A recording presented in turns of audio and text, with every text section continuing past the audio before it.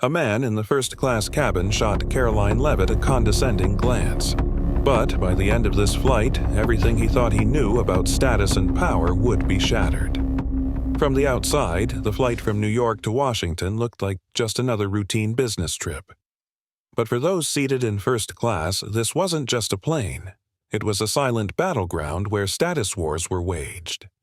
Money alone didn't earn you a seat here. You had to show power. Karoline Leavitt took a deep breath as she gazed out the window.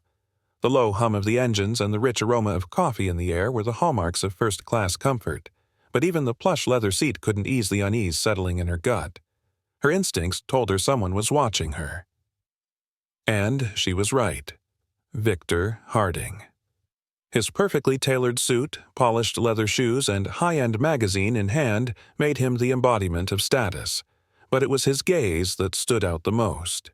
He was studying her, as if sizing her up. Victor leaned in slightly. "Flights like these always come with interesting surprises," he said, his voice smooth, deliberate. "You never know who you might run into." Karoline turned to face him. She wasn't annoyed. She wasn't surprised. She simply stared, waiting. "Life's full of surprises, isn't it?" Victor's smirk faltered just a bit. Not the response he had expected. "It's just an unusual sight," he said, his eyes flicking over her posture, her outfit. "As a political figure, I'd assume you'd prefer to be among the people. Sitting here in first class doesn't quite seem like your style." He had chosen his words carefully. Not an attack, just an insinuation. Karoline smiled just slightly. "I'm everywhere," she said, her tone steady, precise. "But some people? They're only in certain places." Victor's lips parted slightly. He realized too late that she had pulled him into her game. He had spent years crushing those who questioned his status and power. But this woman, she wasn't fazed.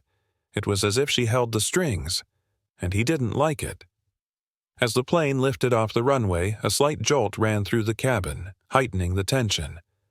But the real turbulence, that was yet to come. And Victor Harding had no idea. Victor Harding leaned back slightly as the plane trembled with mild turbulence. But what truly threw him off balance wasn't the movement of the aircraft. It was Karoline's unexpected resistance. From the outside, first class appeared flawless, a world of effortless luxury. But inside, an unspoken battle for status was always at play. And as the plane climbed higher, so did Victor's unease. This woman wasn't playing by the rules he was used to. Her words still echoed in his mind. "I'm everywhere. But some people? They're only in certain places." A soft voice interrupted his thoughts. "Would you like something to drink?" The flight attendant's polite tone barely registered, but Victor welcomed the distraction. He smirked and ordered champagne, his voice laced with the effortless ease of someone accustomed to his position. "And you?" He turned to Karoline. "Plain water, I assume?" There it was, a subtle jab, an implication that some belonged here and others didn't. Karoline met his gaze, but she said nothing. The silence stretched between them. The flight attendant stood by, waiting.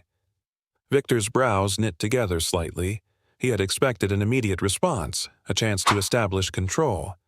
Instead, Karoline turned to the flight attendant, her voice measured, steady. "I'll have the same champagne." Victor's expression shifted. His grip on his glass tightened almost imperceptibly. That wasn't the response he'd anticipated. "Did I surprise you?"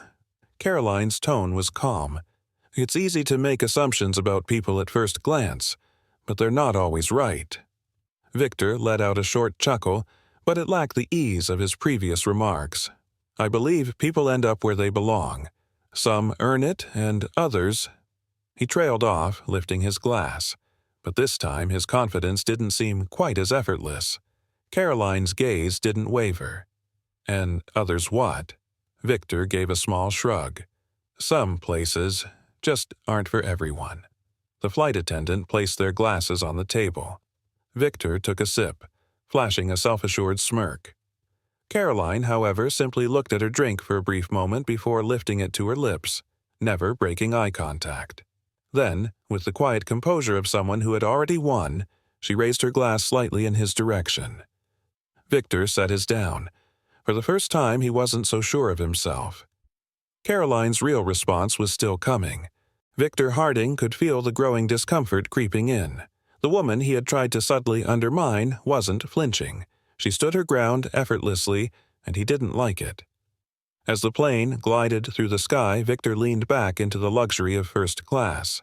But the unease simmering beneath the surface didn't match the relaxed posture he was trying to project. He took another sip of his champagne, but Karoline's words still echoed in his mind. Some people are only in certain places. What did she mean by that? He was no stranger to veiled remarks, but something about Karoline's composure, her sheer indifference to his status games, unsettled him. So he broke the silence. "I'm curious," Victor said, swirling his glass slightly. "You claim to be the voice of the people, yet here you are, sitting in first class. Doesn't that seem a little contradictory?" Karoline lifted her gaze. There wasn't the slightest hint of discomfort in her eyes, but she didn't respond immediately. The brief silence stretched just long enough to make Victor uneasy. His fingers tapped lightly against the rim of his glass, a telltale sign of someone impatient for a reaction. Finally, Karoline spoke, her tone calm, steady. "Why would it?" Victor set his glass down, but his voice didn't carry the same confidence as before, because some people don't take kindly to hypocrisy. Karoline tilted her head slightly. The words lingered in the air. Hypocrisy? Victor's smirk returned, but there was a forced edge to it. Talking like you're one of the people, yet sitting among the elite, some might see that as a contradiction. Karoline held his gaze, unwavering. Commitment isn't about where you sit. It's about what you do. Victor's jaw tightened. He didn't like the way his own words had been turned back on him. His fingers slipped from his glass as he averted his gaze for the first time. Around them, the quiet hum of conversation had dulled. A few nearby passengers were starting to notice the tension. Karoline let the silence breathe for a few seconds before delivering her final words. People aren't defined by where they sit. They're defined by how they treat others. Victor felt his throat tighten. But the worst part? He knew Karoline wasn't done yet. Victor Harding sat in the thick silence of the cabin, the weight of Karoline's words pressing in on him. This conversation was slipping out of his control, and worse, so was his dominance. He took a slow breath, shifting his gaze to the other passengers. Some were listening. A few looked intrigued, others uncomfortable, but most seemed to feel the gravity of Karoline's words. He didn't like that. Victor straightened his posture, forcing his confidence back into place. Silence wasn't in his nature. "So, what you're saying is, your position doesn't matter?" His voice was sharper now. "You don't care how people perceive you?" Karoline's lips curved into a faint smile.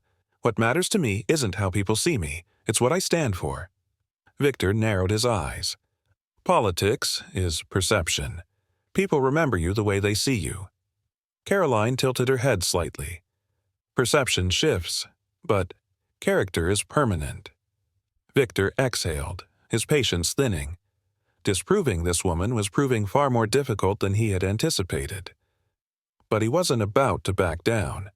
He downed the last of his champagne and set the glass down with a deliberate thud. "I'll give you this.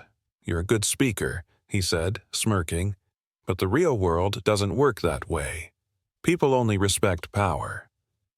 Karoline met his gaze unshaken. She let the silence settle for just a second. Then she spoke, her voice steady.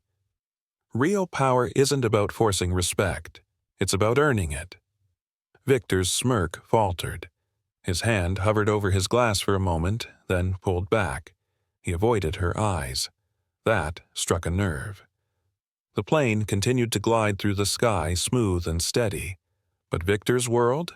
It had just been shaken. For the first time, he had no response. And the real problem? Karoline had him figured out completely. Victor Harding could feel the impact of Karoline's words, but he refused to acknowledge it. He needed to be the one who dictated the outcome of this exchange. The cabin was silent. Every passenger within earshot was watching, waiting to see where this confrontation would lead. Victor took a slow breath, forcing himself to maintain composure. But Karoline's gaze was sharper than he expected, focused, unwavering. Real power isn't about forcing respect, it's about earning it. The words lodged into his mind like a blade, and for the first time he couldn't find a way to counter them. His hand instinctively ran through his hair, smoothing it back. A small gesture, but a telling one. Then he turned slightly, offering a measured smile. "All right, Karoline, then tell me, what do you think people truly respect?" Karoline didn't respond immediately. She tilted her glass slightly, watching the champagne swirl inside as if waiting for him to process his own question. Then, in a voice as calm as ever, she answered. "People respect those who reflect who they are, the ones who are genuine, honest. A real leader influences others, not with their status, but with their values." Victor gave a slow nod, processing her words. As much as he didn't want to admit it, there was a truth to them he couldn't easily dismiss. But he wasn't giving up. "I think people worship power," he said, his gaze narrowing slightly. "That's how the world works. The strong win, the weak lose." Karoline exhaled softly, as if she had heard this argument 100 times before. "If people only respected power," she said, "then why is it that those who claim to be the strongest always end up the most alone?" Victor's smirk faded. His throat tightened. The words sat heavy in his chest, unspoken. He could see it in her eyes. This game he thought he was winning had already been lost. And the worst part? Karoline wasn't done yet. Victor Harding couldn't shake Karoline's words from his mind. He wanted to come out of this conversation victorious, but the growing discomfort in his chest told him that wasn't going to happen. As the plane cruised through the sky, Victor worked to maintain the composed expression on his face, but deep down he knew every word Karoline had spoken had backed him further into a corner. He reached for his champagne glass, swirled the liquid inside, but instead of taking a sip, he placed it back on the table. His thoughts were scattered. "So, you're saying power doesn't really matter?" His voice carried a hint of mockery. "The powerless can win?" Karoline didn't hesitate. "Power matters, but what truly matters is how you use it." Victor's brow furrowed. That wasn't the answer he was expecting. Karoline continued. "Real leaders don't wield power just for themselves. They use it for others. If your only goal is to be powerful for yourself, eventually, you end up alone." A tightness settled in Victor's chest. There was an undeniable truth buried in her words, but he refused to accept it. "There are winners and losers in this world," he said sharply. "It's that simple." Karoline's smile was subtle. She took a slow sip of her champagne, then gently set her glass down, locking eyes with him. "Maybe the biggest losers," she said, "are the ones who think they're always winning." Victor's eyes narrowed, but the discomfort he felt wasn't just from what she had said. It was the way she looked at him, calm, sharp, as if she already knew how this would end. The air in the cabin suddenly felt heavier, and for the first time Victor realized he had already lost. "So, what do you think? Is power truly about dominance, or is Karoline right? Share your thoughts in the comments, and if you want more stories like this, don't forget to subscribe. Hit the notification bell so you never miss a new episode.